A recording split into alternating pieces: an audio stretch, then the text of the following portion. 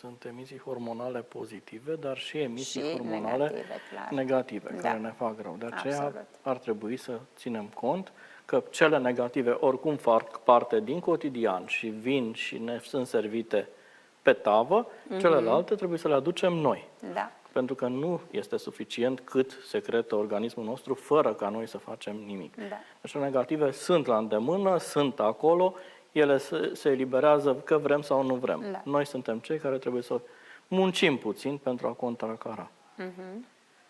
Astăzi ai făcut bazin? Astăzi nu am făcut yoga.